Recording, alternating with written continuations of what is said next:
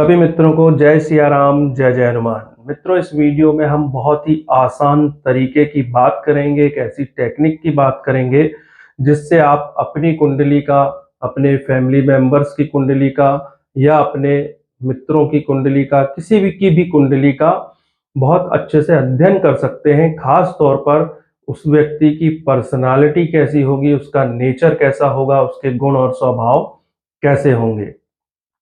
तो ये कैसे करना है? तो दोस्तों, जिस तरह से गणित के फॉर्मूले यदि आपको पता है तो आप गणित का कोई भी सवाल आसानी से हल कर सकते हैं। ठीक इसी तरह से यदि ज्योतिष के फॉर्मूले आपको पता है तो आप बहुत अच्छी प्रिडिक्शन कर सकते हैं, सटीक प्रिडिक्शन कर सकते हैं, समस्याओं के पिन पॉइंट पर पहुंच सकते हैं और समाधान भी बहुत आसानी से निकाल सकते हैं। तो इस वीडियो में हम बात करने वाले हैं कि किसी भी व्यक्ति की कुंडली देखकर आप उसके बारे में कैसे जान सकते हैं कि उसके गुण और स्वभाव, उसकी पर्सनालिटी, उसकी क्वालिटी कैसी होंगी। तो आपको करना क्या है? मैंने आपको बताया है कि कुंडली में 12 घर होते हैं। हर घर का अपना एक एट्रीब्यूट होता है, जिसमें जो पहला घर होता है, जिसको हम लगन भी कहते हैं, तो पहला घर जो है, फर्स्ट हाउस जो है, प्रथम भाव जो है, वो होता है सेल्फ का भाव। यानी जिस व्यक्ति की कुंडली है उसका सब कुछ पहले भाव से देखा जा सकता है। उसके अंदर उसकी सोचने का तरीका कैसा होगा, उसकी ड्रेसिंग सेंस कैसी होगी, उसकी मेंटालिटी कैसी होगी, उसका नेचर कैसा होगा, ये सब कुछ फर्स्ट हाउस से देखा जाता है। तो अभी करना क्या है कि मैंने आपको एक चीज और बताई थी कि कुंडली के 12 हाउस हैं और 12 राशियां हैं। हाउस हमेशा फिक्स रहते हैं लेकिन राशियां घूमती हुई होती हैं। तो आपके फर्स्ट हाउस में 1 नंबर से लेके 12 नंबर तक की कोई भी राशि आ सकती है। आप अपनी जब लगन में देखेंगे, फर्स्ट हाउस में देखेंगे कि कौन सा नंबर लिखा है, तो आपको आसानी से पता चल जाएगा कि आप किस लग्न के व्यक्ति हो। अभी मैं उदाहरण से समझाता हूं। अभी आपको करना यह है कि फर्स्ट हाउस से राशि के एट्रीब्यूट्स और राशि के स्वामी के एट्रीब्यूट्स को क्लब कर देना है, तो प्रेडिक्शन निकल जाएगी। कैसे करना है? मान लीजिए कि किसी व्यक्ति के फर्स्ट हाउस में 1 नंबर लिखा हुआ है, यानी मेष राशि वहां पर आई हुई है, तो ऐसा जातक हो गया मेष लग्न का जातक। अब मेष लग्न के एट्रीब्यूट्स क्या हैं? क्योंकि इसके राशि स्वामी मंगल है, तो कहीं ना कहीं मेष राशि में मंगल के गुण आ जाएंगे। तो सबसे पहले तो ये अग्नि तत्व की राशि है। अग्नि तत्व यानी गर्म। तो ऐसे जातक का स्वभाव गर्म स्वभाव होगा, यानी बहुत जल्दी गुस्सा करने वाला होगा। वो साधारण बातचीत भी करेगा तो उसकी बातचीत में एक तेजपन होगा, एक गर्म स्वभाव महसूस होगा जिससे भी वो बात करेगा उसको। दूसरा, ये चर राशि है यानी चंचल राशि है। तो चंचल राशि है यानी ऐसा जातक हर काम को जल्दबाजी में करेगा, क्योंकि चंचलता उसके अंदर होगी। उसके दैनिक जीवन के कामों में भी आपको जल्दबाजी दिखाई देगी। ऐसा जातक बहुत ज्यादा सोच विचार नहीं करेगा, जो भी मन में आया वो कर लेना है, उसमें ज्यादा सोच विचार नहीं करना है। फिर मंगल क्या है? मंगल हमारे शरीर की एनर्जी है, हमारा शरीर है। तो ऐसा जातक जो मेष लग्न का है वो अपने शरीर के प्रति बहुत कॉन्शियस रहता है, अपने शरीर पर ध्यान देने वाला होता है। तो वो फिजिकल वर्क करने वाला भी हो सकता है, जिम जाने वाला, एक्सरसाइज करने वाला, कुल मिला के अपने शरीर पर बहुत ध्यान देने वाला होगा। उसके लिए सबसे पहली चीज, सबसे प्रायोरिटी जो इस चीज की होगी वो है उसका शरीर, उसकी हेल्थ। मंगल टेक्नोलॉजी भी है, तो कहीं ना कहीं जातक टेक्निकल माइंड भी होगा, क्योंकि ये मंगल के एट्रीब्यूट्स हैं जो जातक के अंदर आएंगे ही आएंगे। तो इस तरह से देखिए कितनी सारी प्रेडिक्शन हमने बहुत आसानी से कर दी है। अब अगर हम बात करते हैं दूसरी राशि यानी वृषभ राशि, अगर आपके फर्स्ट हाउस में है या किसी भी व्यक्ति के फर्स्ट हाउस में है तो इसकी प्रेडिक्शंस क्या होगी? तो हमें करना वही है, फर्स्ट हाउस सेल्फ है, सेकेंड राशि यानी दूसरे नंबर की राशि वृषभ राशि के एट्रीब्यूट्स को और उसके स्वामी शुक्र है, तो शुक्र के एट्रीब्यूट्स को फर्स्ट हाउस के साथ जोड़ देना है। तो शुक्र क्या है? शुक्र है चमक, शुक्र है सुंदरता। तो सबसे पहले ऐसा जातक सुंदर होगा, उसके चेहरे में, उसके बालों में चमक होगी। अब शुक्र क्या है, पृथ्वी तत्व की राशि है, तो ऐसा जातक जो बोलने में ना उसके लियाकत होगी, शुक्र का गुण होगा, तो सॉलिडनेस भी होगी, क्योंकि शुक्र सॉलिड है। दूध चंद्रमा है, लेकिन वही दूध जब जम जाता है, दही या पनीर बन जाता है, तो वो शुक्र कहलाता है। तो शुक्र में सॉलिडनेस है, तो ऐसा जातक जब बातचीत करेगा तो उसकी बातचीत में सॉलिडनेस होगी, यानी कम बोलना है लेकिन सॉलिड बोलना है। शुक्र पैसा है। दूसरे नंबर का जो हाउस है, जहां वृष राशि काल पुरुष की कुंडली में रूल करती है, वो उसका भी जो गुण है वो है पैसा, फैमिली और फूड। तो इन तीनों चीजों को आप एक कर दीजिए। जातक होल लाइफ पैसे कमाने के पीछे लगा रहेगा। अच्छा अच्छा भोजन करना, भोजन के बारे में जानकारी रखना ऐसे जातक को पसंद होगा। अपने परिवार को बहुत ज्यादा अहमियत देने वाला, परिवार को मैनेज करके चलने वाला जरूर होगा ऐसा जातक, क्योंकि ये सारे गुण धर्म उसके व्यक्तित्व में आ गए हैं। अब अगर हम तीसरी राशि की बात करें, वृषभ राशि में एक चीज छूट गई कि ये स्थिर स्वभाव की राशि है। तो स्थिर स्वभाव है यानी बहुत धैर्य पूर्वक काम करने वाला, बहुत सोच विचार कर काम करने वाला वृषभ राशि का जातक होता है। अब इसके बाद हम बात करते हैं तीसरे नंबर की राशि यानी मिथुन राशि की। तो यदि किसी व्यक्ति के लग्न में यानी फर्स्ट हाउस में 3 नंबर लिखा हुआ है, इसका मतलब है वो जातक मिथुन लग्न का है। अब मिथुन लग्न के स्वामी बुध है, तो मिथुन राशि काल पुरुष की कुंडली में थर्ड हाउस में आती है।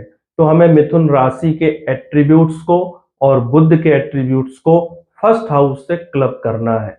तो ऐसा जातक सबसे पहले तो उसके अंदर बुध के गुण होंगे। तो बुध क्या है, इंटेलिजेंसी, तो ऐसा बंदा इंटेलिजेंट होगा।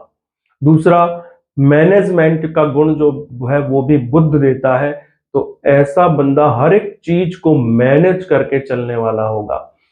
तीसरा जो हाउस है वहां छोटी छोटी यात्राओं का वो हाउस है, तो छोटी छोटी यात्राओं का, घूमने फिरने का शौकीन होगा। इस जातक के अंदर कोई ना कोई ऐसी कला होगी जिससे वो दूसरे लोगों को अपनी तरफ अट्रैक्ट कर सकता है। इसके बाद वो मिथुन राशि का जो स्वभाव है वो ड्वेल स्वभाव है, द्विस्वाभाविक राशि है।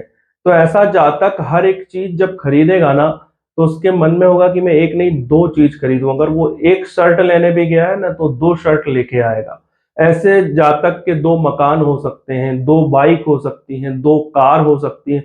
यानी उसकी पर्सनालिटी में, उसके बातचीत करने के तरीके में, उसके सोचने के तरीके में, हर एक चीज में आपको ड्युअलिटी नजर आएगी, द्वि स्वभाव नजर आएगा।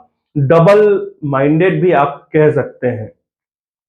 अब वो जो राशि है वो वायु तत्व की राशि है। तो वायु तत्व क्या है, वायु पूरे ब्रह्मांड में फैली हुई। तो ऐसा जातक बड़ा सोचने वाला होगा, वो बड़ा सोचेगा, बुद्धि का उपयोग ज्यादा करेगा, दिमाग का उपयोग ज्यादा करेगा, क्योंकि वो बुध की राशि है और वो लग्न में आई हुई है।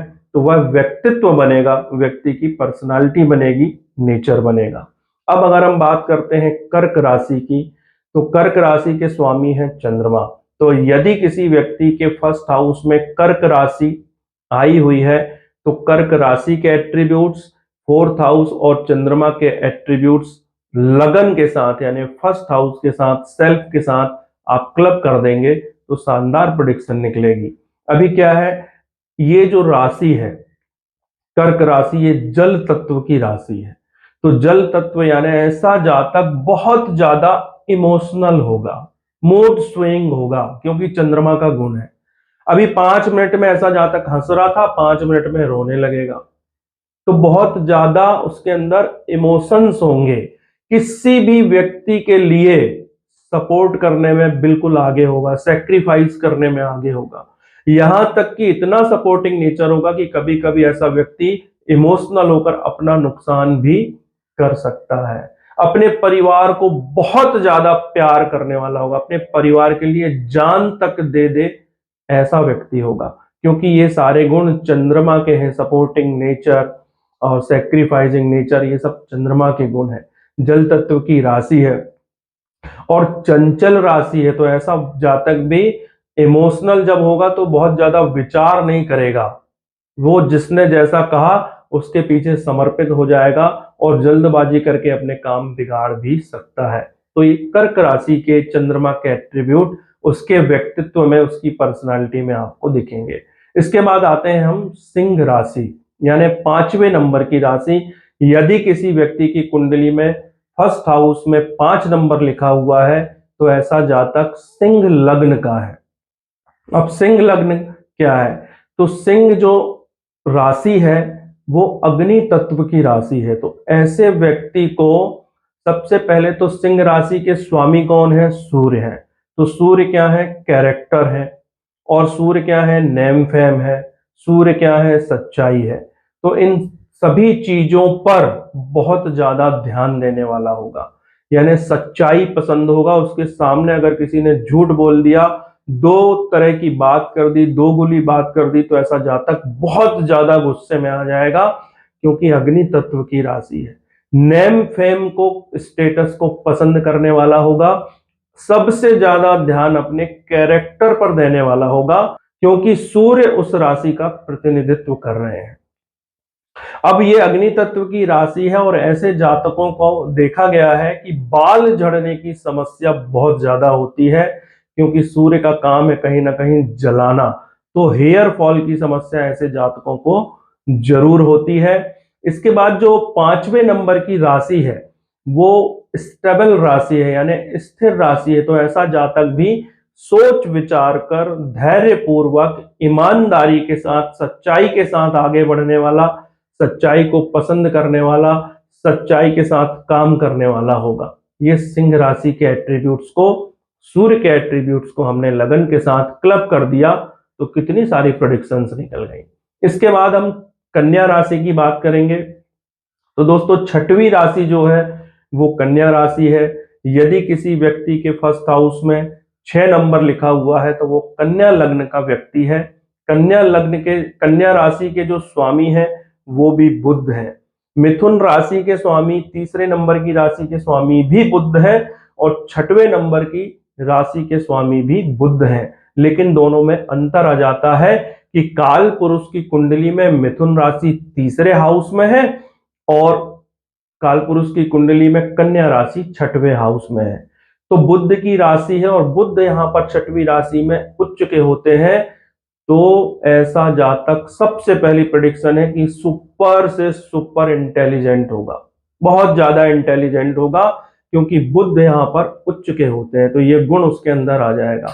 अकाउंट को पसंद करने वाला होगा, फाइनेंस को पसंद करने वाला होगा, यानी ये दोनों सब्जेक्ट उसके बहुत पसंदीदा सब्जेक्ट होंगे। अब 6वां घर जो है काल पुरुष कुंडली में वो रोग, ऋण और शत्रु का है। तो ये गुण भी जातक के अंदर आएंगे। तो ऐसा जातक बहुत जल्दी बीमार हो जाता है और खास तौर पर बुध क्या है? एलर्जी का कारक ग्रह है।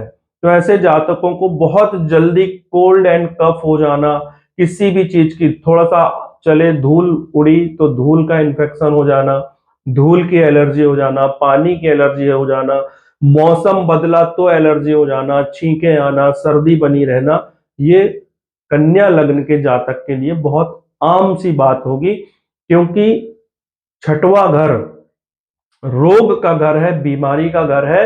तो कहीं ना कहीं काल पुरुष कुंडली के हिसाब से जो 6वां घर है वो रोग का घर है। तो व्यक्ति के लगन में यदि कन्या राशि है, 6वें नंबर के हाउस की राशि लगन में पहुंच गई है, तो ये सारी चीजें उसको देखने मिलेंगी। कन्या राशि का स्वभाव जो है वो भी ड्वेल स्वभाव है, यानी द्वि स्वाभाविक राशि है। तो ऐसे जातक के अंदर भी आपको ड्वेल पर्सनालिटी मिलेगी, उसको भी चीजें दो चाहिए। यदि वो एक चीज कोई भी खरीदने गया है तो वो एक नहीं लेके आएगा, दो लेके आएगा। उसके पास हो सकता है 2 कार मिल जाए, उसके घर भी आपको 2 मिल सकते हैं। उसके पास कोई भी चीज होगी वो सेट में होगी।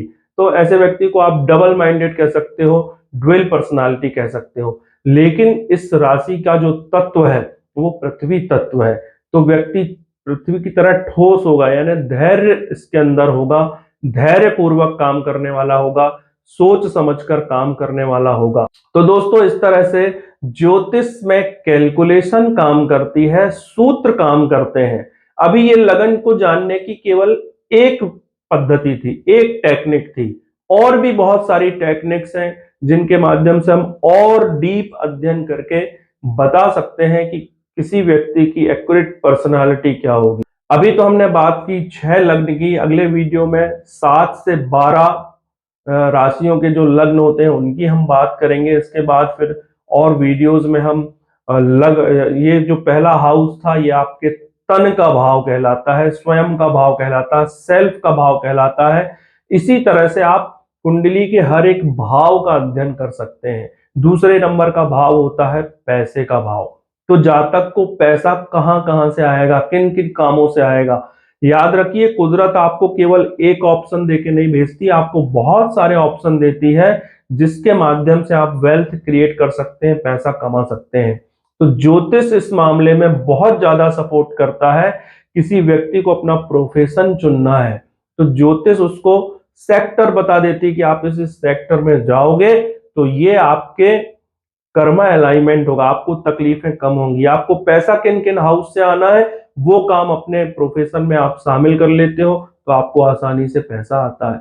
तो इस तरह से ज्योतिष का लाभ लेकर हम अपने जीवन को बेहतर बना सकते हैं।